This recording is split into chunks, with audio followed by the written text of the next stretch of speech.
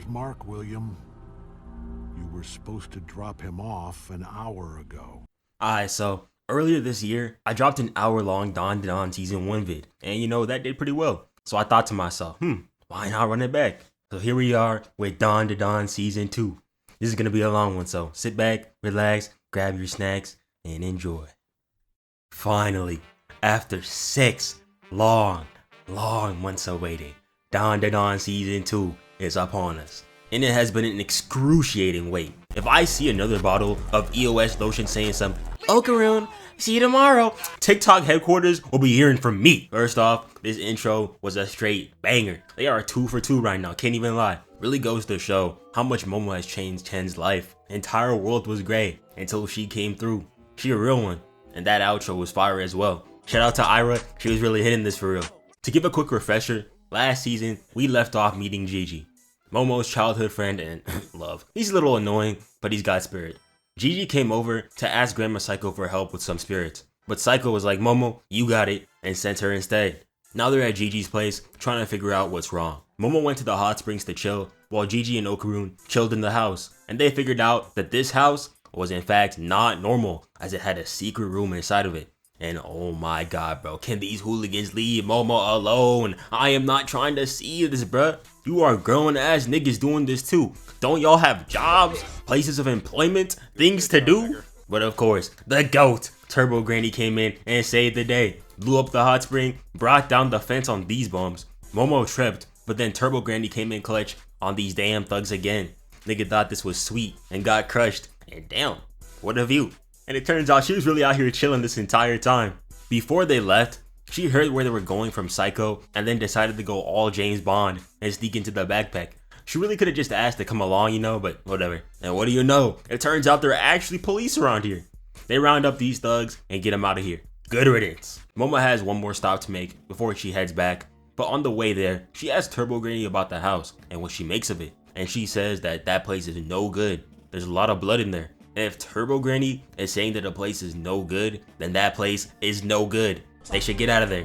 Meanwhile, these two buffoons are worried about the hole in the wall when the doorbell rings. And we see that there's a female version of the Diddy Force from earlier. And what do you think this dude Gigi does?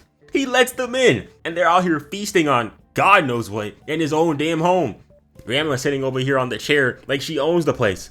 Well, actually it does, because she's the landlord. And Gigi's living here rent-free. Niggas couldn't pay me to live in a house with these spooky gray people as my landlords. This is why you never see black people in horror movies, because 90% of the time, we be out of here. They were even asking Gigi why he left without telling them. Like, are you his landlord or his mother, bro? He can go wherever he wants. The reason why she's asking this though is because she thought he'd bring back a spirit medium again. Talking about how he's trying to ruin their property's good reputation. What reputation, bro? Your rating is in the dirt. Gigi was like, hey bro, chill. Does he look like a spirit medium to you?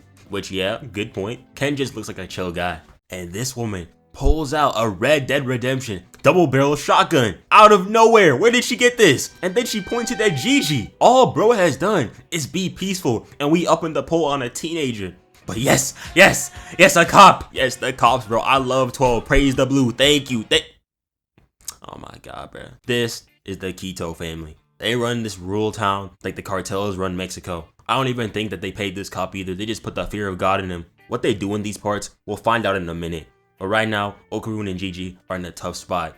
Because Ugly over here thinks that Okarun isn't Gigi's best friend. Gigi tried to stand up for him, and he told that nigga to shut up. And he listened like a good boy. Nah, bruh. Between him running for his life when Momo was in danger and this, he low-key a bitch. And he wants to be with Momo too?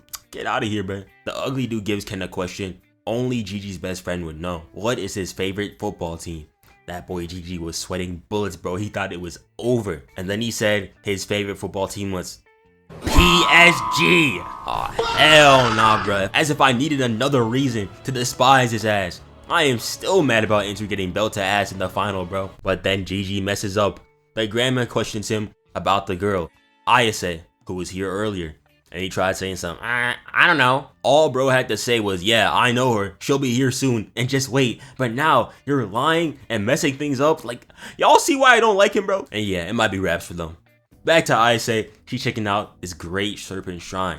The guy in front was out here doing gymnastics. Turns out he's like a YouTuber or wants to be. Shout out to him. I hope he makes it someday. But the shrine wasn't really all that, unfortunately. It's just, I really have no idea what this is.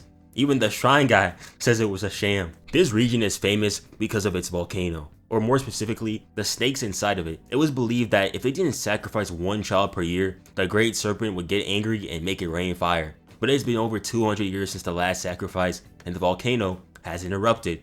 So everything is good now, or so they say. I say is a little disappointed because she wanted to show Okarun, but that's alright. She heads back to the house, but when she opens the door, she's greeted with this abhorrent sight. Okarun and Gigi slumped over, and these grown-ass men, butt booty naked, waiting for her.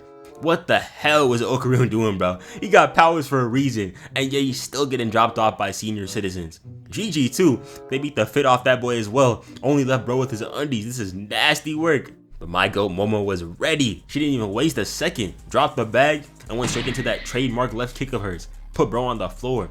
Ong tried coming in, but Momo got the grab and made him taste her kneecap. Had bro leaking everywhere. The other Ongs pull up, but Momo says weave into the step back, then made him feel the heel with that reverse roundhouse. Glasses struck back with the fan into the left hook, but Momo was on that easy block, weaved the retaliation, then got the table and hit him with the most painful part. They kicked him in the balls. And why is bro smiling? This is not a game, fam. Your jewels are gone. The other glasses freak came in, grabbed Momo, and then headbutted her. But y'all know the GOAT Turbo Granny had to get her licking, made that bum trip over a glass bottle, and knocked him out. A damn plushie has put in more work than Gigi and Ken combined. Especially Okarun, bro. I'm gonna need you to lock in. But now, it's Grandma's turn.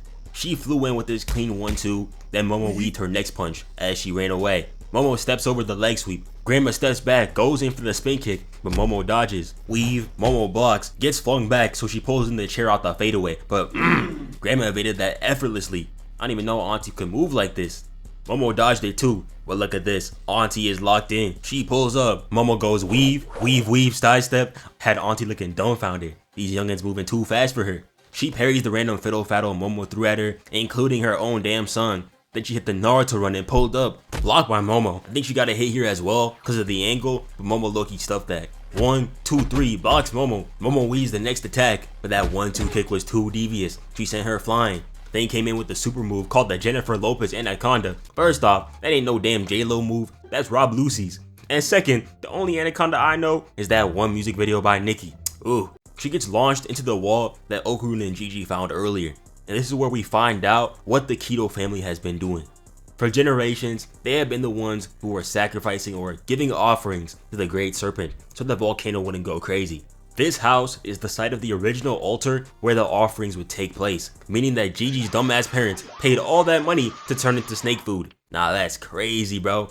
Gigi for real thought he was living here for free 99. Can't trust your landlords, man. They were about to make Momo a sacrifice as well, but she flew out of there, only to get stopped by the Sinister Six. But then, finally, Okarun and Gigi woke up and they went to save Momo.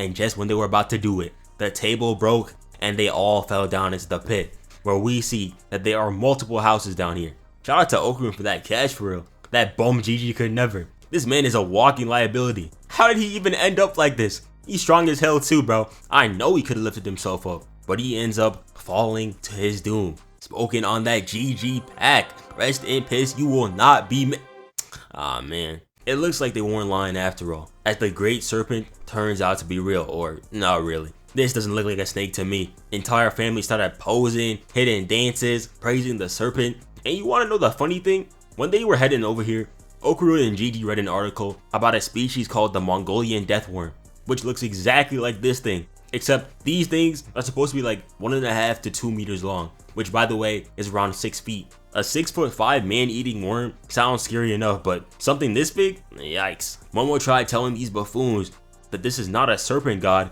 but a man-eating earthworm, but they just kept dancing and dancing until eventually they got wiped off the map. Goodbye and good riddance. I never want to see these bums again.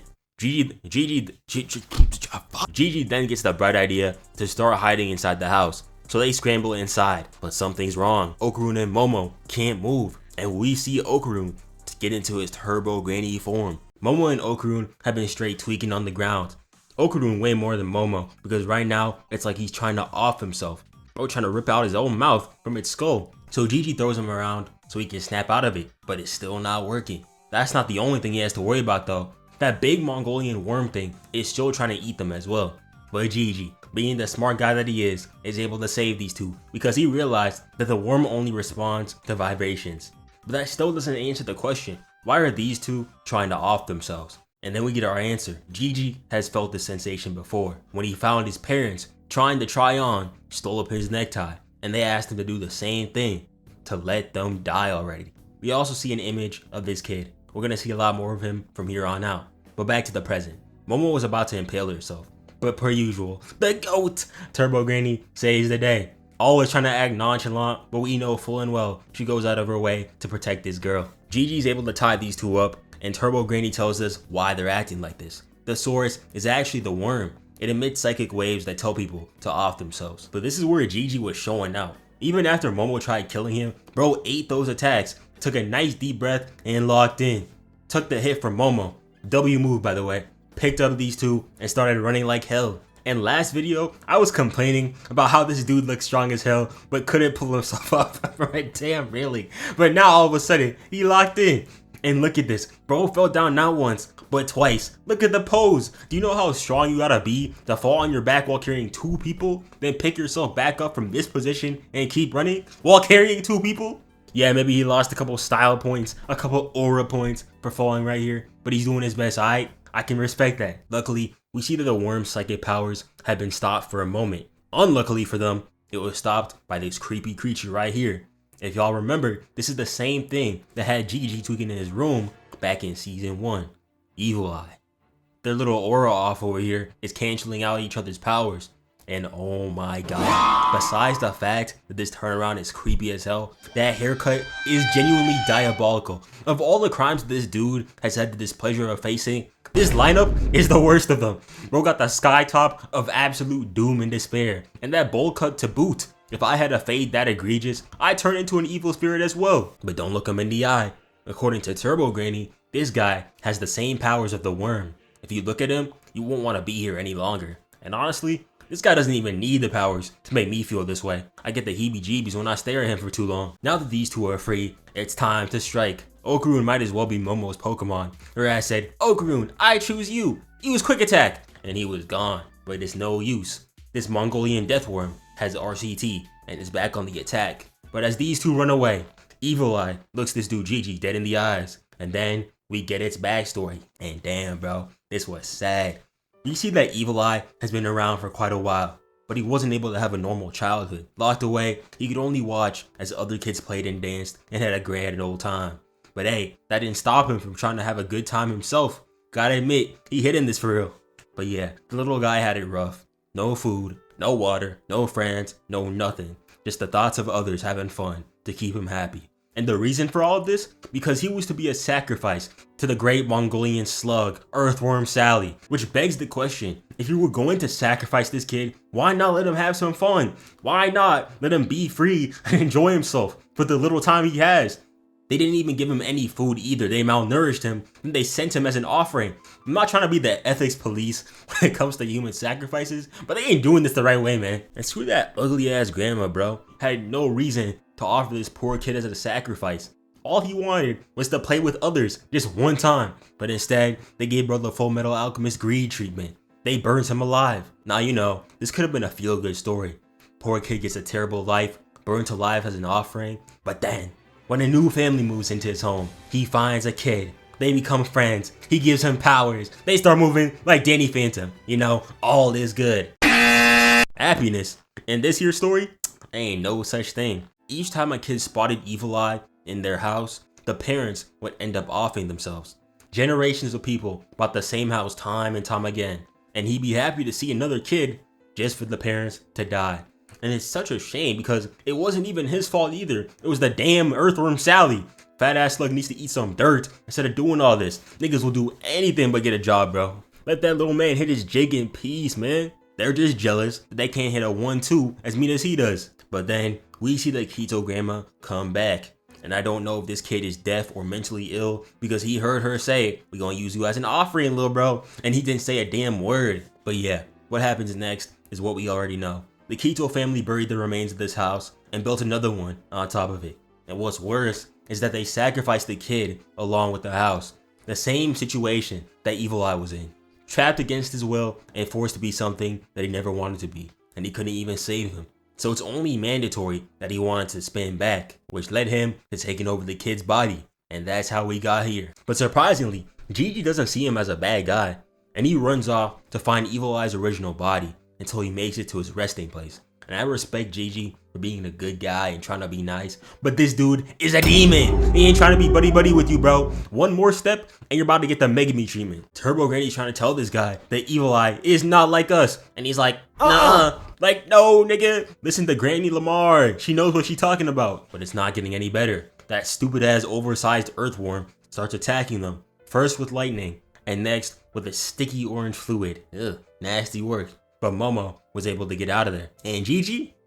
Yeah, he might be cooked. And he's genuinely such a good guy. And I know I'm gonna slander him in about like 20 seconds. But the fact that he was willing to forgive the evil entity that somewhat took out his parents and start kicking it with him, he's earned my respect. But unfortunately for him, it's about to get wicked. With his statement of saying, I will play with you forever, he just signed a 360 lifetime contract with him. And I thought bro opened the door of truth right here. Should have listened to Turbo Granny. Now he got hit with the Megami treatment and Evil Eye started going crazy. Right hook obliterated the earthworm. And why is it that this anime makes these teenagers skinny dip any single time they try to throw hands? The worst thing you can do as a Dandadan character is wear your best fit to a fight, because 100% of the time, that junk is getting wasted. Evil Eye ain't done though. Wound up his leg way back and then sent it skyward.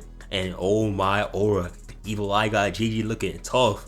Black nail paint, black tats, and the multicolored earrings? He got that shit on though. Momo tries to chop it up with him like, damn bro, you looking tough, twin. But Evil Eye ain't hearing a word. He kicks Momo, blowing out her bag, but she's able to block his kick. And Turbo Granny saying so, we're gonna kick your ass, you just wait. We? I didn't know she was bilingual. There ain't no way she said we right now. Momo told Gigi to drop the edgelord act, the nonchalant gimmick, and go back to his normal self, but Evil Eye was not with that. I know his ankle screaming in pain, he plotted something devious, but when the worm tries to retaliate, Evil Eye is able to block with this. I won't say it yet. And then he uses the spirits that created it into a ball and started going wild. PSG could have used his ass in the Club World Cup final because he was moving different here. Peep this frame. Absolutely violating that worm. Hit him with that Forget being a yokai. Evil Eye needs to sign a contract. These flicks are elite. Bro moving like Nagi before he fell off. Momo is over here wondering how Gigi's moving so clean when Turbo Granny makes us realize that it was told to us all along. Our glorious Queen Seiko was always calling Gigi a genius. And I thought this was just her being nice, but he genuinely has insane spiritual ability. And on top of that, dude is like 16, 15, built like this. He's low-key like Yuji when you think about it. Pink hair, happy demeanor, makes a great vessel. Kinda makes me wonder why I hated him in the first place. He's exactly like one of my favorite characters. My agenda must have blinded me. But with the worm out of the way, it's Momo's turn to fight. She tries blocking the direct shot, but Evil Eye uses that as bait and comes in with that uppercut. And he's about to go for the finisher when the GOAT, Ken Takakura, Okarun, saves the day. That's my nigga, man. I knew he lock in. Anyway, before we move on, am I wrong to say that I rock with the outro more than the intro? Because the outro is such a vibe, bro. I love it. Especially the dances. They were killing it.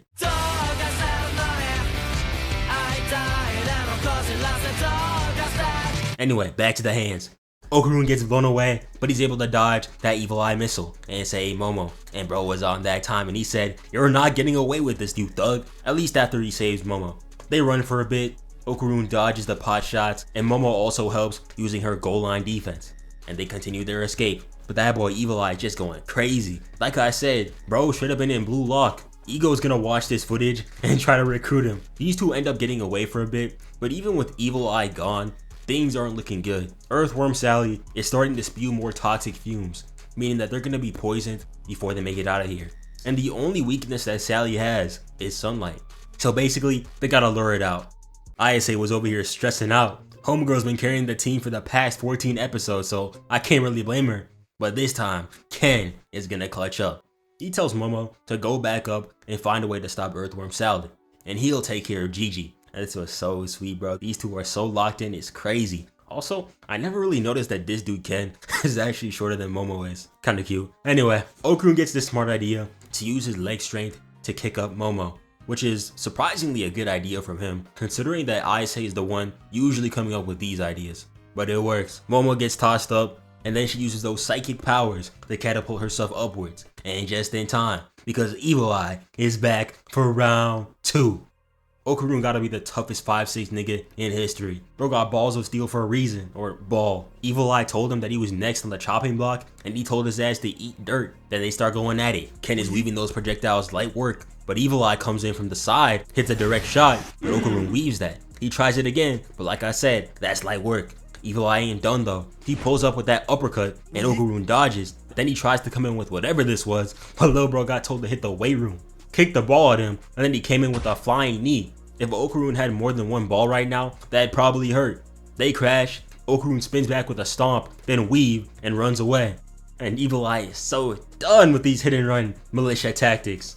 They go back at it again. Evil Eye sends over the ball, pulls up on Okarun, and he barely dodged that. But Evil Eye's not done, because he brings the ball back around, smacking the taste out of his mouth. Then he violates him with this insane body blow. I need a replay on that, bro. Look at the stance. Would have murked him right here too, but Okarun's weave game is always on 100, but it's not looking good. Okarun's tired, and Evil Eye is talking about it's time to take this more seriously. And since Earthworm Sally is still spewing that poisonous nonsense, Evil Eye decides it's time to end this. And then he pops his domain expansion, Cursed House, and oh, what was that? Did I hear the words domain and expansion in the same sentence in another anime before Megami? Megami slander is the gift that keeps on giving. I will never run out of material, bro. And oh lord, this domain expansion was incredible. Do y'all remember back in the days before like Yuji's domain? And when they thought his domain expansion was gonna be that fuck ass boxing ring? It still fries me to this day thinking about it. But that's basically Evil Eye's domain. He told Okarun, you will never be able to leave this cursed house. Then he pulled up to the crib talking about I'm home. And oh my god, while hitting the stare down too, I'm running out of honey, bro. He too raw. I hear aura farming in the undies too. Them Fruit of the Loom tighty whiteys. You gotta love it when villains take over characters and make them even cooler than they ever were. Then he started going crazy. Okarun weaved the first punch, but Evil Eye hit him with that. He thought this shit was sweet. Had Lil Bro hitting that wobbly wiggly junk from that Travis song. Evil Eye had all day to charge this punch. And then the beatdown ensued. He beat the damn brakes off this nigga, bro. Had Okarun posing for the camera and everything. Fight back, bro. But then he started talking about what he do to Momo. And that's all my boy needed to start locking in. Grabbed him by the face. Not even, bro. He palmed that boy like a Spalding ball and told him to stop chattering. Then he said there were 3 things that he shouldn't have done. 1, he harmed his girl. 2, he snatched his homeboy's body. And he didn't even finish the 3rd one before he started going crazy. He had that boy Evil Eye confuzzled. He could not believe this. I mean, peep the grab, bro. This is actually crazy. Evil Eye tried throwing him off, but look at that evasive. You know Okarun is feeling himself right now. Moving like he got 1 AirPod in. Weaved the knee, got down low, and started violating. Y'all remember the workouts that he do behind the school, jumping up and down?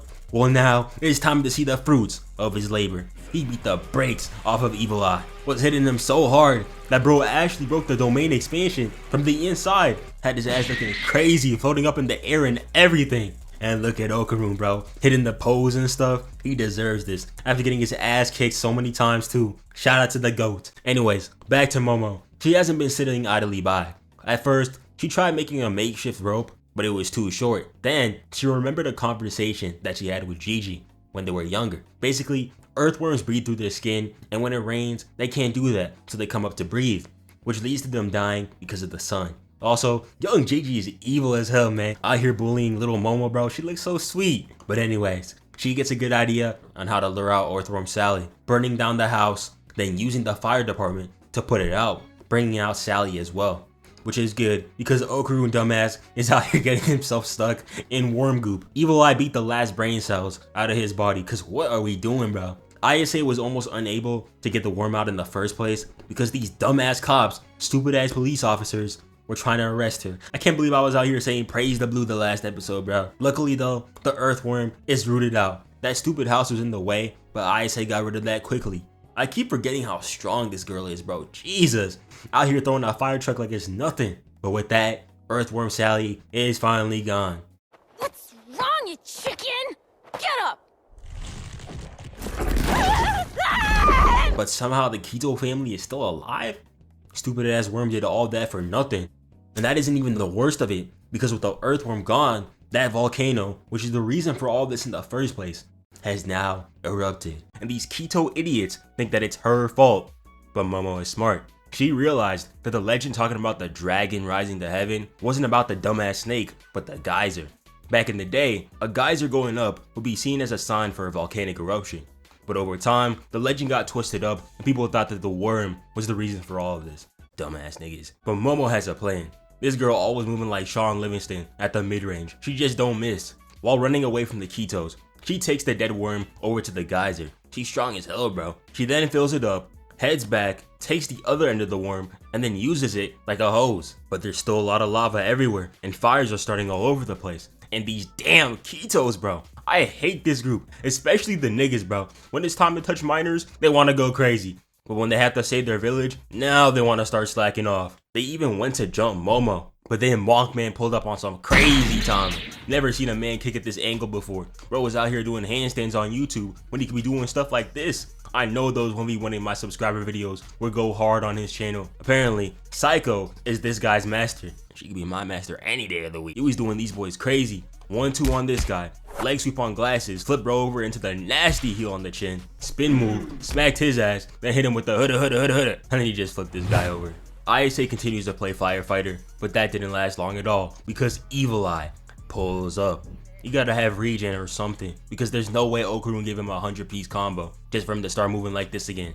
They start going at it. Grandma barely gets saved by Momo. Evil Eye flash steps. Monkman kicks his shit in. Man, sit your bitch ass down. Had him spinning in the air while grabbing his head. Jesus. Momo clutching with the support though. When Evil Eye hit his direct shot, she told him to duck. Then he came in. Monkman clutched with the save. Grandma hit the Rob Lucy.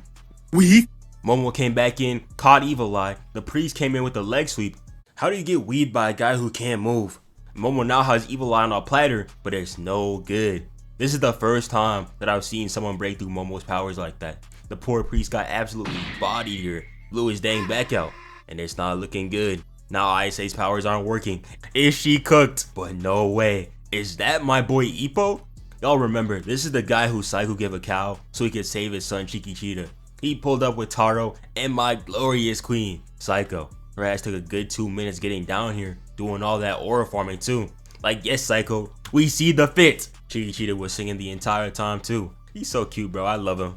Look at all the stars, fill the sky from end to end. You and me are the bestest of friends. Seiko hopped down and immediately got to work. Ippo ran headfirst into the fray and almost got his head taken off, lower accurate. Then Seiko came in, missed the first two, blocks Evil Eye. He tries getting sneaky, catching her back, but she told him to get that weak shit out of here. That evasive by Evil Eye was clean. Ippo came back in, got weaved, and kicked in the face. Bro was 0 for 2. Then he got gobsmacked, and now he's 0 for 3. Bro should have stayed home. Evil Eye blocks, flips over. Pause this frame right here. Okay, cool, moving on. Evil Eye dodges.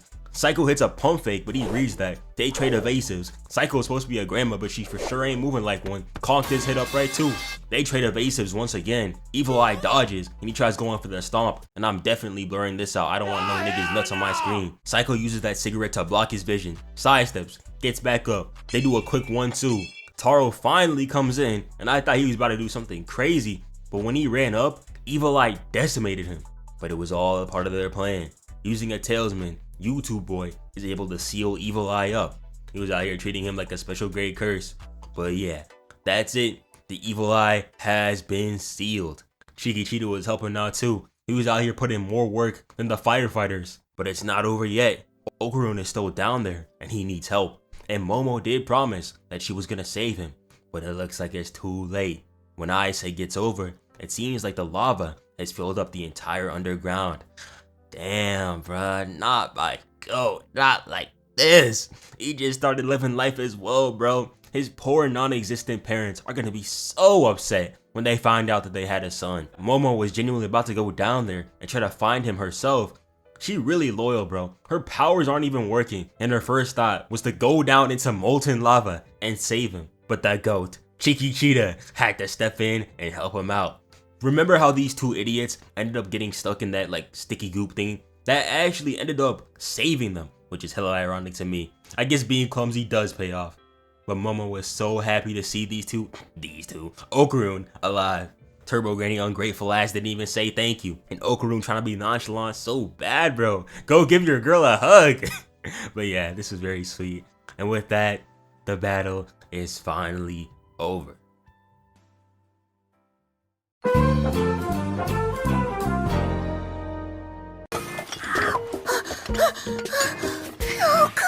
Damn, bruh. Food cannot be that bussin'. Actually, never mind. That looks good as hell. Got me hungry just looking at it. The animators took one look at the manga for reference, and they knew they wasn't doing all that. Can't even blame them. Now, as for Evil Eye, he's still in control of Gigi, and try as they might, he's still here. Go to sleep. No! Go to sleep. No! Go sleep, little pet. No! Go to sleep. Go to sleep. Go get time. So they'll have to figure out another way to get rid of him. On the plus side though, we got time for a little post-W dinner. Ira sitting here like she put in any work at all. Bro only shows up when the job's finished. Kinda funny though, because if she was there, she would have definitely put Evil Eye in a blender. Anyway, Ippo's sticking around because apparently you can't milk a cow on a liquid planet or something like that. TLDR, he's living here. Ira Isoki's maternal instincts already kicking in. Low man's already her favorite.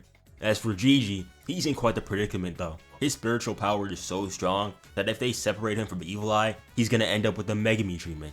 Brain dead. But then, after Taro takes a sip of hot soup, we see that Gigi is somehow back. Basically, the gist is, when Gigi is hit with cold water, Evil Eye takes over. But if he's hit with hot water, he can take his body back. Jesus Christ, Turbo Granny's fat as hell. Always eating something, jumping into the entire bowl, bro. Nobody's taking the food from you, bro. This gotta suck though. Imagine not being able to eat cold foods. No ice cream, no sandwiches. You gotta drink lukewarm water. Actual hell. That priest really think he's slick. Bro isn't listening to a word she's saying right now. He ain't even trying to hide it. He just like me for real. Seiko apologizes for putting them all through this, but my glorious goat does not need to apologize for anything. She ended up whooping ass in the fight, so it cancels out whatever bad that she might have done. Besides, they have more pressing matters to worry about. Turbo Granny tells us that Evil Eye is basically one-on-one. The other yokai speak of him like he's the damn goat. Luckily for these guys, this Evil Eye is like a baby mentally, so they're somewhat able to control him. But over time, he's gonna get stronger, and when that happens, it's wraps for everyone. So Seiko says that they need to stick by Gigi at all times, carry around hot water, and make sure not to leave the city. So Ippo and his son leave, and do y'all know that this guy's real name is Peeny Weenie? I go by flight, you call me FTC. Like, I'm a grown man and you want me to call you LTC. Bro is out here moving like Taylor Swift with this flight plan. They literally live next door. They could have walked. Whatever, man. The next day, these four head off so they can see Gigi's parents. And honest to God, I thought they were dead. Especially after that one scene, but luckily, they're still alive. Loki's surprised that Ira didn't come along with them. I mean, leaving Okarun in the back seat with Momo? Are you trying to lose this, buddy? She would have flipped out if she saw this next scene right here.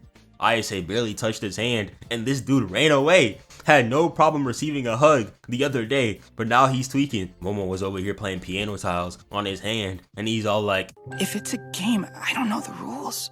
No idea what you're talking about. last week, he wouldn't have even fathomed being in this situation. Same for Ayase too. We can't forget that lame ass boyfriend who was low-key moving like Chris Breezy on her. I'm happy for these two. But Gigi, this bro hadn't said a word this entire ride, but all of a sudden he wanna start third wheeling. Nigga hush. Seiko was definitely watching this the entire time too. Anyway, Gigi finally gets to see his parents again. Happy for him. But I gotta ask, bro, how? Dude's 6 foot something at the least, and his parents don't even get to his shoulders. Either his great uncle from his father's side was Sukuna, or their mailman must have been Diavolo. While they're at the hospital, we find out that while the volcano is gone, there are still fires going on here and there, but everything is basically good. And the Kitos finally got arrested. Praise the Lord. Put them thugs in jail where they belong. But that's not even the craziest part. The grandma is still out there. We see that she's over here tweaking and everything. But then we find out that she's a whole skinwalker. I knew these thugs weren't human, bro, but this is crazy. Now Momo got generational beef with aliens. Okarun would be geeked to see this. And speaking of which, the next day, we see Okarun and Ayase as they're walking to school together. And I say this every single time, but this dude's posture is genuinely atrocious. I thought it was Turbo Granny's fault, but he might actually have scoliosis.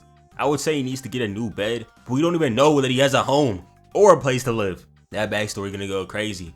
We also see Momo's friends. I love these two. Muko damn near killed Okarun right here though, trying to throw him into traffic. They were asking all about the volcano and stuff, which makes me wonder, one of these two gonna tell them about like this whole spiritual thing? Between what happened that one episode and everything else, I low-key think that they're owed an explanation. And speaking of friends, we see that poor Ira has none. After defending Miss Momo Ayase and confessing to spreading those rumors, nobody's rocking with her no more. And I know losing thing 1 and thing 2 had to hurt. Y'all remember how they were moving, communicating with sign language and everything? And how they jumped Momo? That was her squad. Funny enough though, Momo and Okarun ended up coming in and hanging out with her in front of them. Okarun a different nigga now. He was hitting a mean stare down. He wouldn't have thought of doing this a week ago. Ira over here talking about some, if anyone sees me with you, it will destroy my popularity. What popularity? What are we talking about? The fact that she's able to freely walk in the halls without people harassing her should be celebrated. They must have blacklisted that footage like Wilt's 100-point game. Because if this happened in America, they would have transferred the next day. But Ayase ends up inviting her and Ken to her house so they can watch Gigi. And after trying unsuccessfully to be nonchalant, they just couldn't resist. And just in time, because Taro's barrier couldn't take it anymore. Everyone pulled up. Ira must have made a stop home because she did not have all this on last time we saw her. He got that shit on though. Gigi was so happy, bro. I can't blame him. After all he's gone through, it's nice to see that his demeanor hasn't changed at all. And besides, who wouldn't be happy after seeing all this food? And you know, everything was good. There was eating, having a good old time. Then Seiko asked this dude Ken to pass the soy sauce. I was like, okay. But then we see that all it took was one single drop, and this dude Evil Eye popped out, destroying the entire house. Damn, Evil Eye wasted no time going after that boy Okarun. Knocked this shit smooth off. They had to jump, bro. Feel bad for Gigi, low key. They beating his ass for something that wasn't his fault. To add insult to injury, the Evil Eye has gotten a whole lot stronger too. Safe to say, Okarun will need more than that 20-20-20 dropkick to beat him again. But luckily, the Hayashi have just arrived. These guys are exorcists that use like music to exorcise spirits. And yo, I wasn't expecting much since this entire scene was like 2 pages in the manga. I was looking like Ira over here. But these niggas were so tough. They had me fooled in the first half, messing up and everything. But when they locked in, they snapped. Dropped an entire song during the middle of an episode. I had to watch this in both sub and dub. It was so heat. They were going so hard that niggas were coming back from the dead just to hear them perform. But as they're finishing up, Gigi telepathically tells Momo not to kill the Evil Eye. He knows that all Evil Eye truly wants is to be free, to be able to play, and if they kill him, Evil Eye will never have that chance to truly enjoy life. Gigi's such a pure soul for real. Okarun too, because he even promised to get stronger so they could help him out. Personally, if a nigga did me like Evil Eye did to Okarun, I would have had him chilling with Jay Epstein and them other guys in a flash. They couldn't even have a good moment with this before Evil Eye popped out again due to the rain. They deadass won't have a house by the end of the week. And Okarun might not even have a body. But who cares about that when we got Seiko over here looking fine as hell. Now that I'm officially an adult, it has been due time for me to move up to the major leagues. The big leagues have been calling. We've outgrown the minors. let me stop. Between this and what we saw with the hair down earlier, I think it's safe to say that she is top 1 grandma of all anime. God knew not to spawn me in the Dandadan verse, or else I would have been the grandpa who stepped up. Anywho, if they're gonna control the Evil Eye, everyone will need to work together. So Seiko and Ayase train Gigi on controlling his chi, and Okarun plays house, taking bro to the bathroom just to make sure that Evil Eye doesn't make an appearance. And Ira's just being Ira. Homegirl is not phased. I saw a Twitter post the other day of her doing her makeup routine, and that junk had 150,000 likes and 14 million views. Damn! Girls really got it hard. It takes me 5 minutes tops to get ready in the morning. You know, wash my face, brush my teeth, get my locks all fresh, and I'm good. but you gotta spread all that lotion stuff on her, face wash into the concealer, dress the eyebrows, fresh shit out the eyelids. Why am I commentating this like it's a fight? I say moving more like me. Feel bad for Gigi though. They had bro hippity hopping all over here and didn't say bye? Crazy. At school, Momo is over here stressing because overnight her house turned into the trenches. So now she has to do the unthinkable and get a job. Ooh, scary. Luckily, Momo's friends tell her about a girl named like Ririna who works at a restaurant and they need more employees. If you don't remember her, that's okay. I forgot about her too. She was that one NPC from last season next to Evil Boo. I definitely remember her.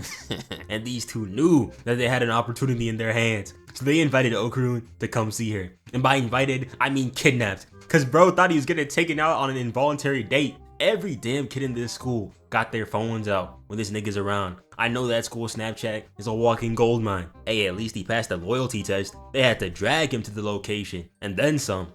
Getting tea sounds like a date! If Momo took Gigi out for tea, would that be a date? It would not. But if he knew what he was in for, he would have been running to where they were taking him, not resisting. Because as it is, Momo's new job is at a maid cafe. Her ass applied half an hour ago and she was serving customers the same day. Talk about efficiency. This is the equivalent of your homeboys pulling up to McDonald's while you're working your shift and bringing your crush along with them. Not that I would know anything about working at McDonald's. Yeah, for sure, for sure. Yo, I have never seen Momo so stressed in her life. She was red all over. And Okarun was straight tweaking too. He's looking around like he's in one of them horror movies. I can't believe this is that same NPC from before. She's actually really pretty. Momo's friends were rage baiting so hard too. They were having more fun than Okarun was. Funny enough, when they tried dragging him home, dude actually opted to stay. Miko and Muko are the two best wingmen in the entire show. You know how lucky Okarun is for ISA to have homegirls who actually rock with him? Shout out to them. Okarun a real gentleman though. When Momo told him that she was leaving at 10 p.m., this dude waited a whole 5 hours and came back to take her home. James catches, puts up a three. Won't go. Rebound Bosch. Back out to Allen. His three-pointer. Bang! Tie game with 5 seconds remaining. I liked how they changed the scene from the manga to show that Okarun really did want to hold her hand. Science already been cooking for real. Back at home, we see Gigi working on that chi control. He started doing this yesterday, by the way, and he can already suppress the evil eye. Seiko wasn't kidding when she called him a prodigy. I wonder what Ira thinks of him. Knowing her though, she probably isn't thinking at all. Okarun and Momo finally come home, and Gigi deadass has 2 brain cells, dude. Nigga hitting the Roblox happy face. But when Ira realized that Okarun was out with the ISA at this time of night, she couldn't believe it. She ran up there, but ended up running into Gigi, and yeah, they're low-key cooked. Now, I'm gonna be for real, what happens next here is not Ira's fault. Blame that weak-ass boba container. But to say that Evil Eye wasted no time would be an understatement. Bro propped the domain expansion before his fate even loaded in. That's crazy. And his first target today was Momo, and he's gotten way stronger. Seiko couldn't break through the barrier. Okarun was out here knocking on the door, but this is Momo ISA. She cool as a cucumber.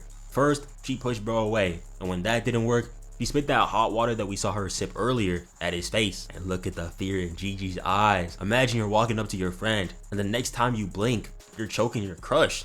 Nightmare scenario. Didn't even get a chance to apologize. Okarun hit him with that, "She good, my nigga," and shoved him away. I can't take this seriously, dude. I've seen this image so many times.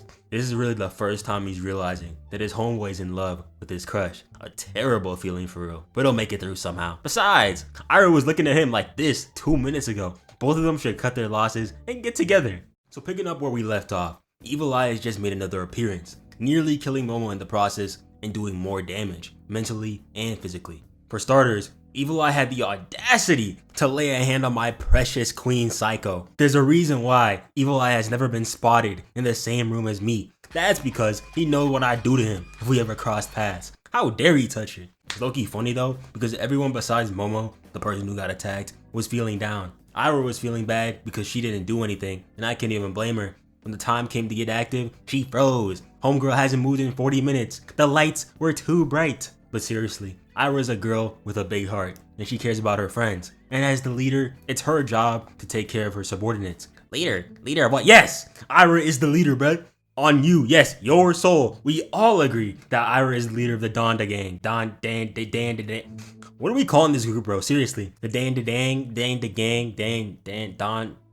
We'll figure that out later. Peep how Momo was reading Ashita no Joe though?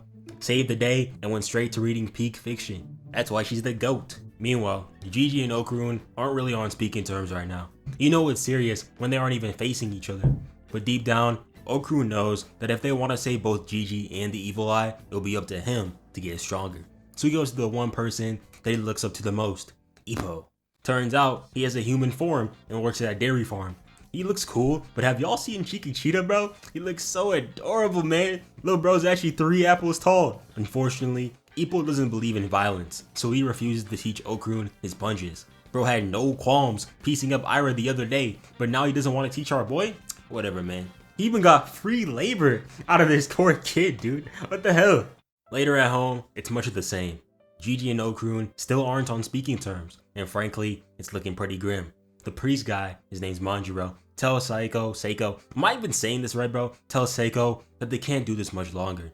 Evil Eye's getting too strong, and if this keeps up, they won't have a house, let alone their lives. And Seiko feels bad because, you know, as an adult, you're supposed to shoulder the trouble for the kids so they can like freely enjoy their lives, but it is what it is. Manjiro plans on calling over the Hayashi tomorrow. On the bright side, at least we get to hear another banger performance. Later, we see Okarun working on some punches, using tomorrow's Joe as a guide as well. Both of them are tapped in.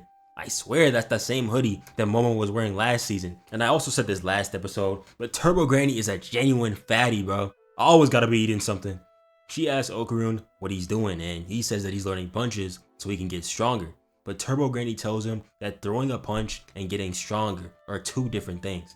You can learn to throw hands, but that means nothing if you're weak. I mean, take Megami for example. Gojo told him the same thing, and that nigga's still sorry. So she asks him again, what does he want? And Okarun says that he wants to get stronger, and that's what she wanted to hear.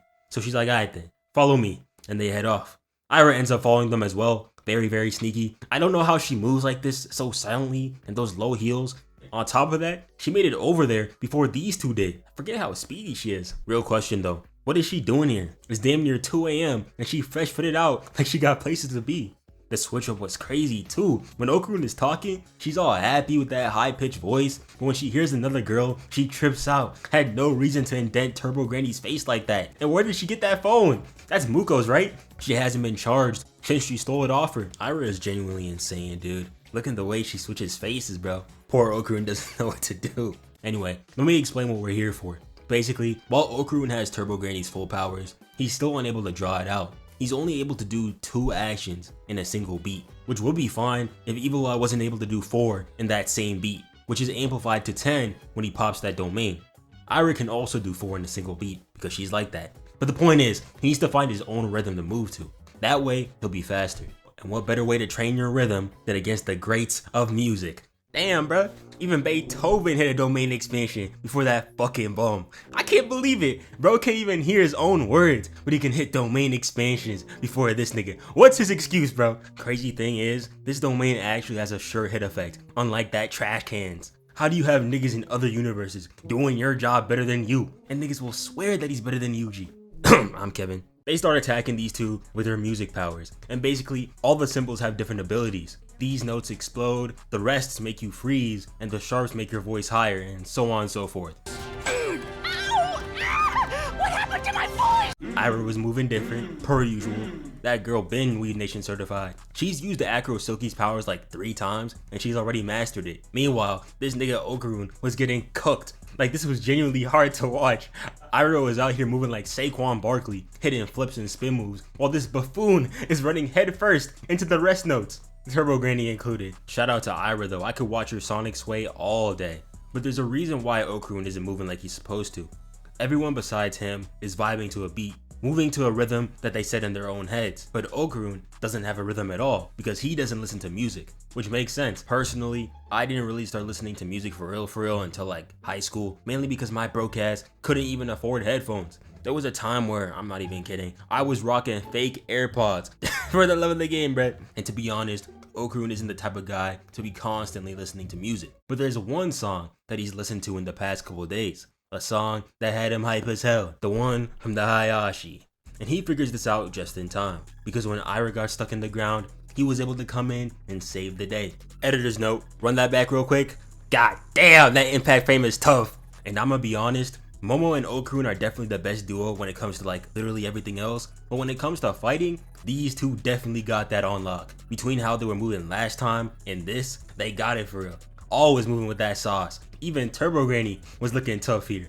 But now it's time for stage 2 of this fight, which means another stage change, which also means another domain expansion. 2 more than Mr. Fushiguro, by the way. But this one was even harder than the last. Beethoven spawned a bunch of giants and they started singing his opera and shit. And you can imagine how heated I was when this dude decided to start a whole performance halfway through the episode. This is when I knew we weren't getting that Evil Eye fight last week. But here's the thing with Dandadan. Once you hear that opera music start to play, you know you're about to see some cinema. The giants started throwing up these little fun-sized humans to attack Okarun and Ira. Okarun was struggling a little, but Ira was kicking ass per usual. The musicians were behind the giants, so to beat them, they'd have to take those down first.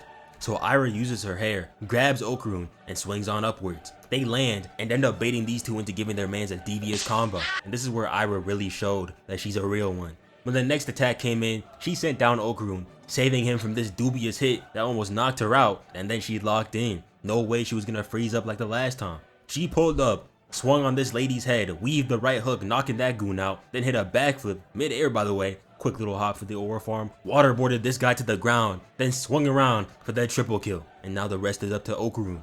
The animation here was so clean, bro. Look at that boy move. And when it was finally time to lock in, he did. That boy understands it now. Beethoven couldn't hear it coming. 5 switches in 1 beat too. That boy moving different. And with that, Okarun and Ira were able to escape the genjutsu. Something interesting that I noticed was Ira's reaction to Okarun complimenting her. Usually she does her little ditzy girl persona when stuff like this happens, but this time she actually froze up.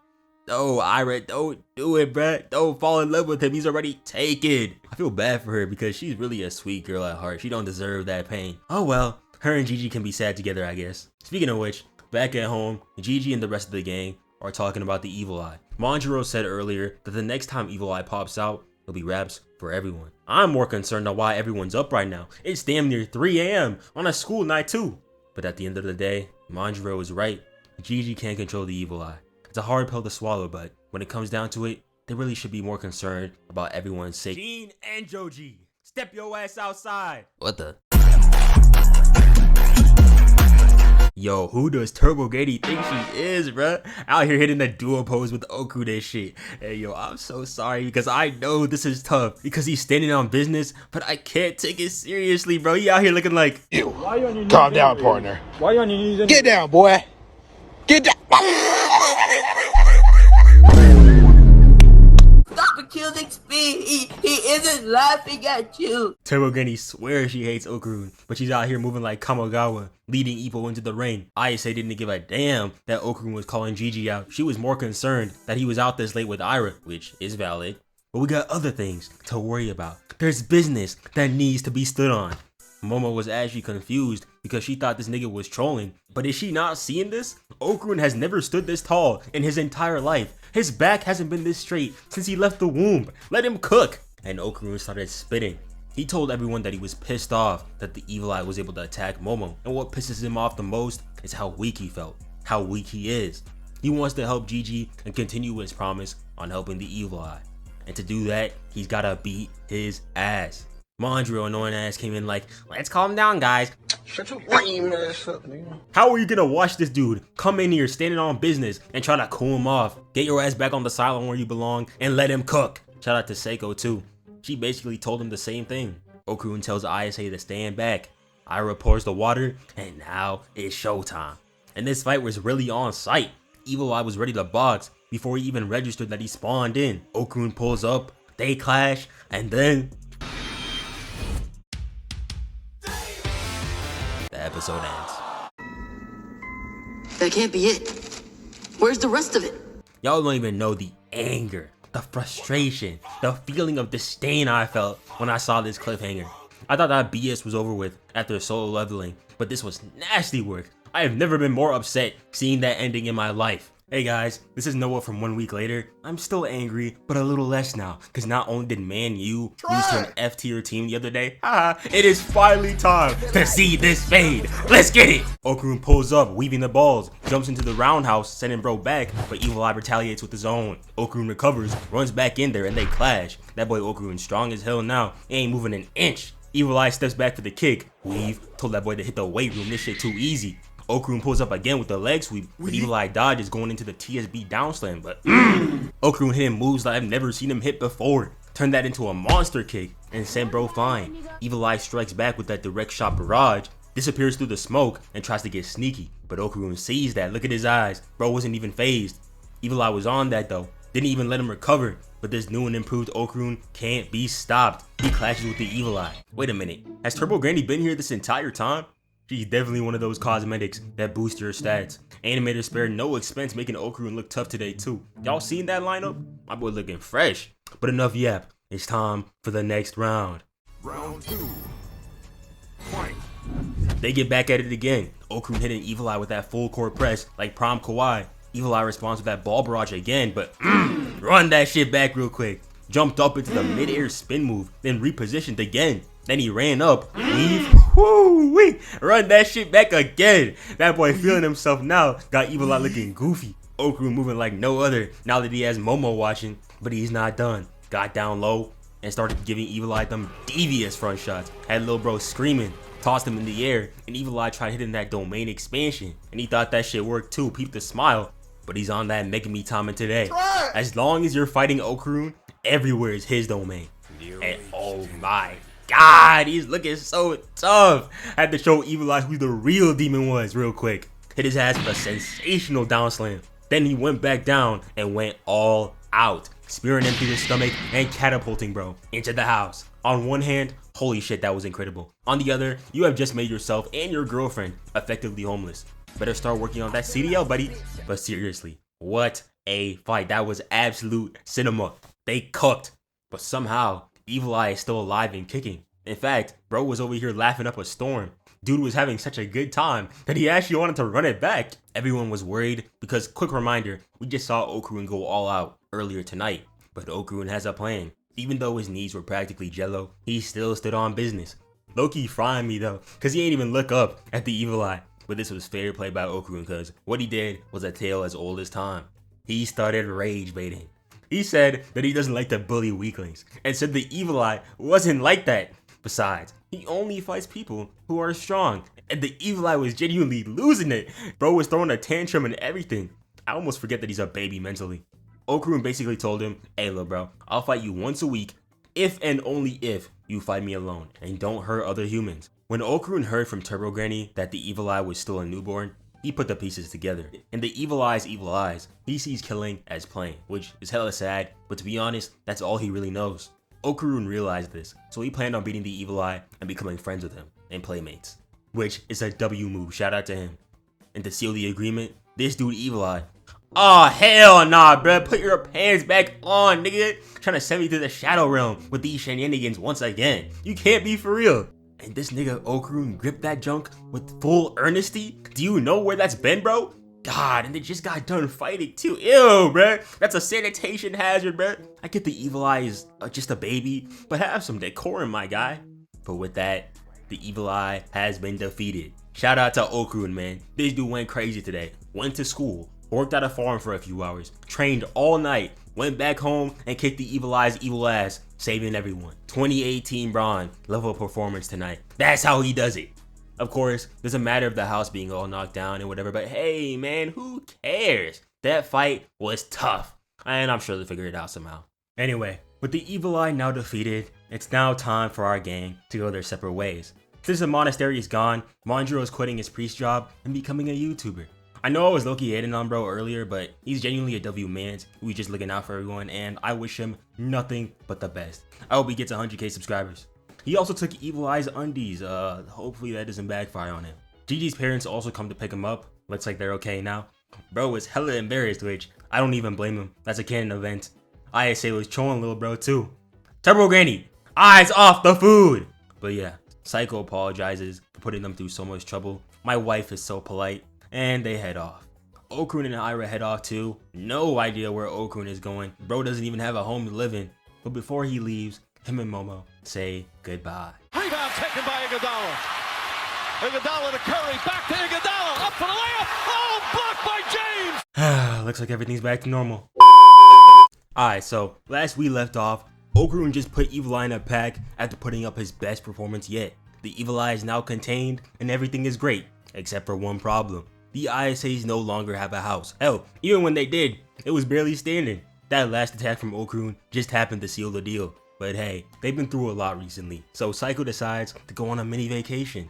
Love how nobody is concerned that there's a walking, talking teddy bear among them, but oh well. Honestly, I'm glad that Okarun turned that house to rubble. If he didn't do Momo's home like the Twin Towers, I wouldn't have been able to see my glorious Queen Seiko like this in 4K 60 FPS. This gotta be the best frame in Dandadan history. Forget the masterclass that Science Saru put on during the Okarun vs Evil Eye fight. This is what we, yes we, are here for. They even brought Hana along, even though she couldn't do much, but it's the thought that counts. Unfortunately for them though, the money that they spent today was the last they had. They're done, finished, cooked. You don't even have enough money to buy a gumball from one of those machines at the mall. It's a real shame that I'm not in the Dandadan universe, bro. All Seiko would need to do is say the word and Grandpa Noah would have had the house rebuilt before nighttime. Turbo Granny killing me, bruh. She's sleeping like she pays the bills, acting like she got a house to stay in or something. Drop hatching, someone break hatching, But luckily, there is a solution. Okarun and Ira went back and got Ippo, and as it turns out, he has a friend who can rebuild the house. Nigga look like Steve from Minecraft, and for good reason. He had this material called nanoskin that can be formed into literally anything you want. All you gotta do is visualize. Y'all already know that Ira and Turbo Granny were putting in zero work, but she's chilling with little Ippo, so I don't even blame her.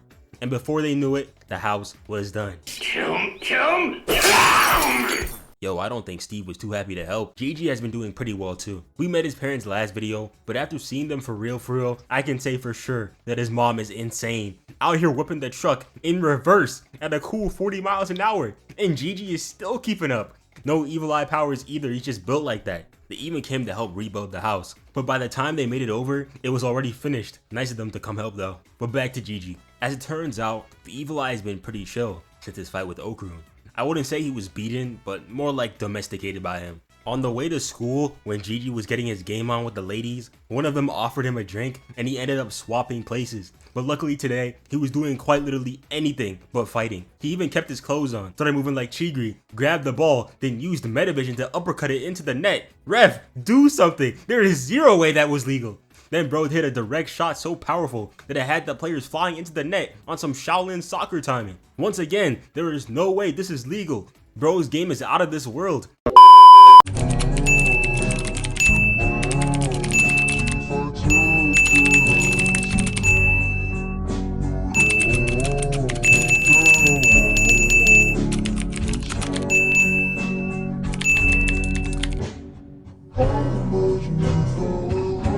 I find it funny that nobody can see it's the evil eye if they don't have spiritual powers. So all they're seeing right now is Gigi moving at Mach 3, scoring goals, and growling at people like it's normal. And no offense to Momo, but is she in one of those special classes? This guy is writing 1 + 2 = 3 as a high schooler. If you can't figure that out in your head at your big age, I think there's some bigger problems to address. Nigga, is the teacher teaching 1st grade math? I haven't seen fruits in my textbooks since I was 7. They're getting that football school education, bro. That IMG Academy as curriculum. Ain't a drop of knowledge being learned in that class. Muko and Miko were obviously confused on what Gigi was on, but his antics could come later, because they end up showing Momo something interesting. Apparently, there's an apartment complex that's haunted by a golden ball, and y'all know exactly what that means.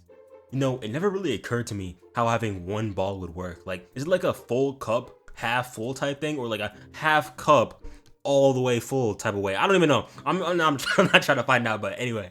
Before the gang finds the last piece to Okarun's jewels, we get introduced to a new character, Kinta. And I can't even lie, I do not like this nigga. The entire vibe I felt for his introduction went just like this. And Bumblebee! And Bumblebee! And Bumblebee! First time I've seen a guy get retconned into a story like this. Bro thinks he's on the team. Do you truly want me to believe that this guy was in front of Muko and Miko when Momo and Okarun kissed? Do they think I'm insane? I know he wasn't there. This dude basically saw all the game that Okarun was throwing around with Momo and Ira, and he wanted to see how he did it. The legendary Scruncho. Word. This nigga's legendary? Based on what? What has he done? How long has he been in the game? Then he went up to bro in the middle of a class and started singing to get his attention.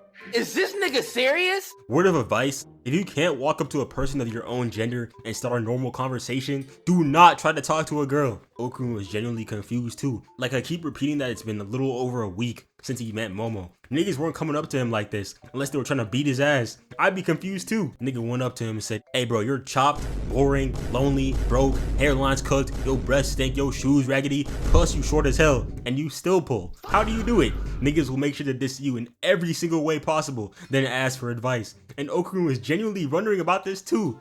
Like, damn, he low-key right. How do I do it? No, bro, lock in. And speaking of shoes, where does Okarun be getting his from? He goes through shoes like it's nobody's business, yet he's a broke high schooler with no J.O.B. Every time he transforms into Turbo Granny mode, the soul of some poor Vietnamese kid in a sweatshop gets vanquished. Then Momo walked in with the news of Okarun's nut being found, and this idiot thought to himself that the way to talk to girls would be to talk dirty. Then this girl came in, I think she's the class rep. Yo, where are all these randoms coming from? And she was like, Momo, I say, you are disrupting the class and you need to leave. And then when she tried to leave with Okarun, she want to start saying, Takakura, if you don't want to go, you don't have to. She doesn't have to force. Who are you? I have never seen any of y'all niggas a day in my life. Where was this Patrick Surtain level defense when Okarun was getting bullied on the daily? Reminder, it was Momo who saved Okarun from being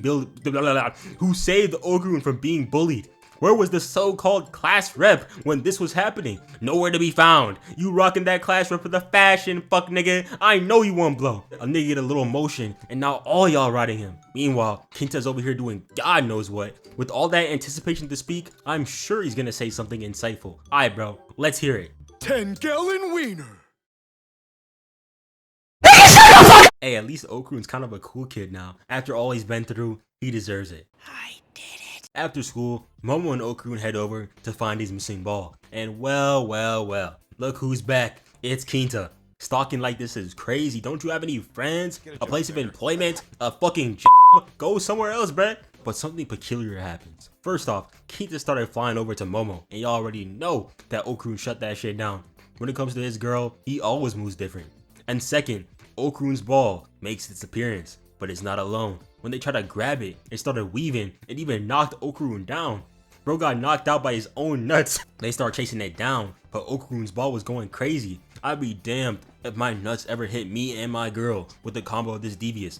Okarun was genuinely getting cooked, but Momo has a plan. Okarun hit the pose that broke niggas hit at the cash register when their girl paying for their food, and I thought they were about to cook, but that junk did not work. First time I've seen one of Momo's plans fail. Oh yeah, Kinta is still here by the way. Bro almost lost his life trying to be cool. Do not be like Kinta. But then we have a breakthrough. Thanks to Kinta's attack, they were finally able to see the ball. Apparently the thing is using some type of like space technology to make itself invisible.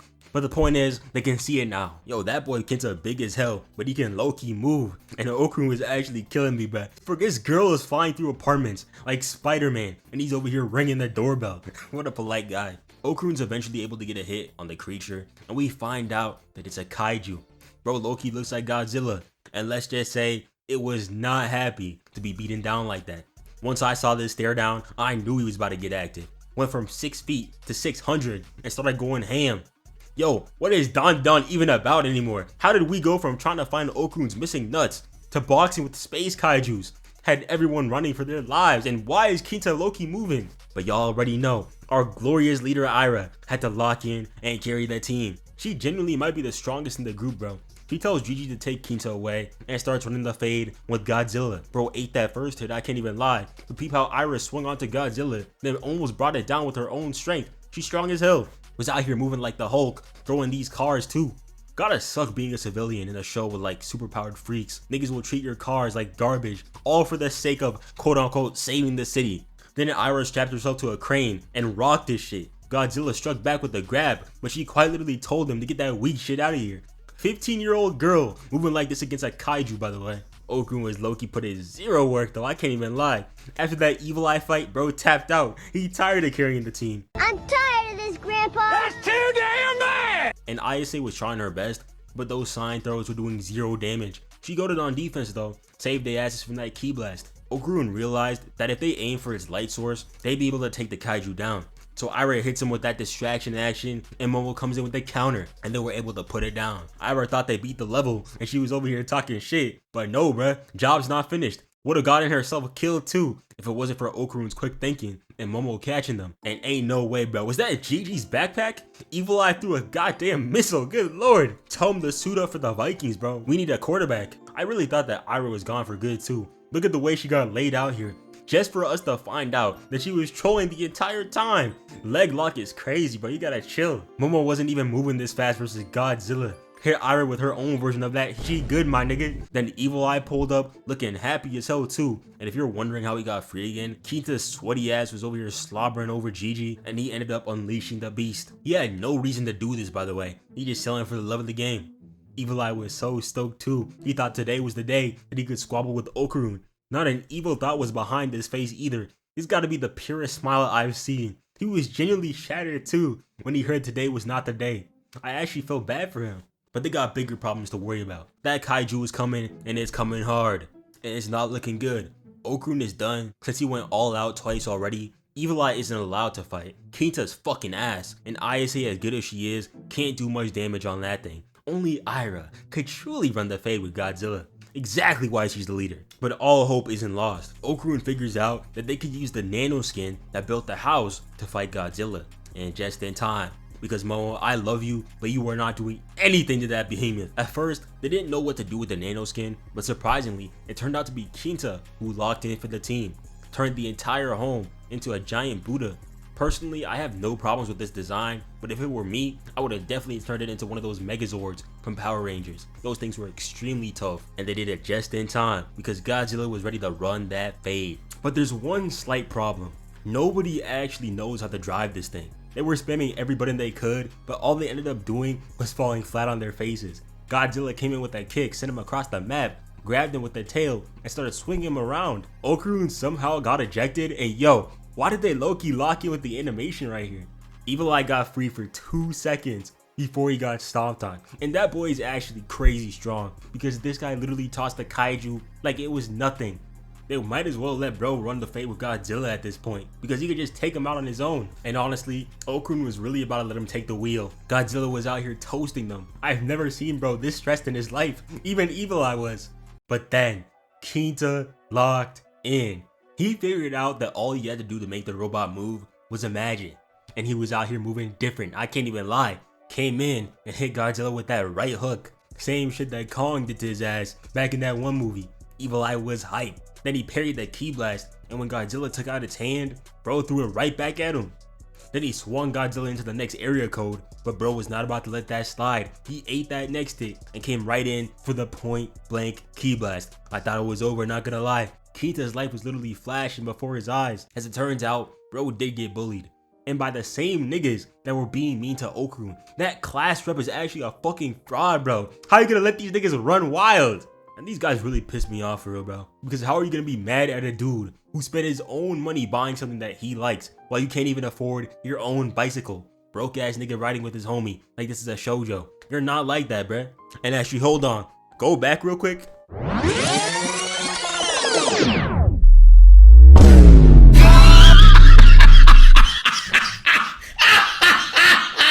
I know this chopped ass girl isn't laughing right now. You have no reason to be this happy. Have you seen a mirror? Hair's going in 4 different directions. They don't even know what to do. Stylist was fighting for their life in that chair. Fix those non-existent bangs before hating on the goat. This nigga gotta go too, bruh. Needs to fire his barber expeditiously. Rocking the middle part of absolute doom and despair. Swear to God, this anime produces some of the worst haircuts known to man. But Kinta is not done. Bro hit a crazy combo on that kaiju right here. Threw it away. Then he came down from up top with this devious down slam. And Godzilla did not take that lightly. Started giving bro the Tom and Jerry treatment. Almost killed Kinta here too, bro. There's no way he's still with us. But as it turns out, the robot isn't just able to amplify whatever you imagine. it can amplify their powers as well. I almost forgot that these two were in here, not gonna lie. Momo was able to use hers to stop Godzilla, and Ira was able to get a lock on it with her hair. And when Momo said she had a plan, I shut up and listened because I knew that she was about to cook. I can't even lie though, this mech looks so tough. Momo ended up twirling the mech into the sky, and when Okarun saw what was about to happen, he got the hell out of there. Love how Evil Eye is just so unconcerned about anything around him. He's just here to have fun. But yeah, Momo seals the deal with the down slam, and they absolutely demolished the kaiju. Knocked it right out of the domain expansion. This is the first time I've seen anyone notice their antics, bro. I'll be forgetting they're actual people in this verse. Okarun went to go get the kaiju back, but bro, what is Evil Eye doing? No! I'm sick of you telling me what to do. I do what I want! Would you get down here? I will not! This is a crazy pose, bro. Get your ass down from there. He ended up baiting him back with a meat bun, which ended up bringing Gigi back too, and they ran back to the house. Props to them both, especially Okarun, because I know for a fact that this thing is heavy as hell. I have never seen these two so happy, bro. And if you're wondering how Momo and Ira are doing, they are doing fantastic. This show's animation always decides to lock in at the most random moments. Cause why did they have to make Momo run into the bathroom so smooth?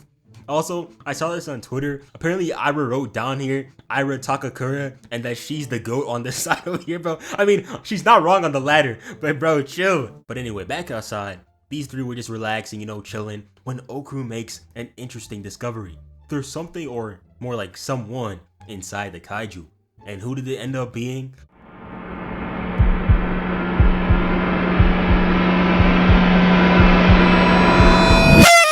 A really pretty girl.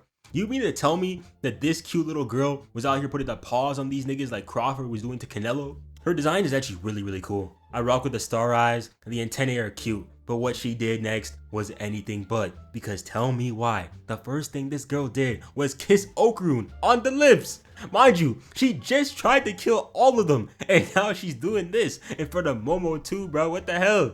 I love the callback that they did to episode 1 on the screen, but back up, hold on. Did Ira just die, bro? She was just in the house 2 seconds ago, and Momo just blew up the entire crib. I know you're mad, but bro, chill. You didn't have to do her like that. But for real, man. Rest in peace to Ira. Second time she's died already. Gone not soon enough and already forgotten. We will miss you, our dear leader. As we always do, let's have a quick moment of silence for our fallen commander. Destroy that sword! You'll be rewarded! Honestly, I do truly want to hate on this girl for this moment right here, but I know it's too early. I mean, like, my hate stocks haven't seen a W since season 1. Hell, I don't think they've ever seen a W. I was treating Ira like the Antichrist, and now I'm her #1 fan. Gigi turned out to be hella goated, and I stopped hating after episode 1 of this season. I've hated Kinta for all of 5 minutes, and immediately switched up after I saw that mech. I swear, bro, we hate every character we first meet in this show, bro. And sure, this girl kissed Okarun, but like, at this point, what girl wouldn't kiss him? This guy got unspoken riz on levels I have never seen before. Kissing is probably how they communicate on the, like, her plan or whatever. I don't know. The only person I'm keeping my hate stocks for real, is that fraudulent, garbage ass, bum ass class rep, bro. She should focus on doing her goddamn job instead of getting all up in Momo's face. 2 kids in her class getting bullied on the daily, and she worried about some damn studying. Bro, shut up. But yeah, that's where it ends off for Dandadan season 2. I'm definitely gonna pick up the manga because I know good and well that we're not getting a season 3 until 2027. But I am very thankful that I was able to cover this show. Kinda crazy that it's almost been a year since I made my first video on this. But yeah, appreciate y'all for watching. And before we end off, I wanna say a big thank you to the GOATs over at Raid Shadow Legends for sponsoring this video. But yeah, thank you for watching. I love you. Goodbye.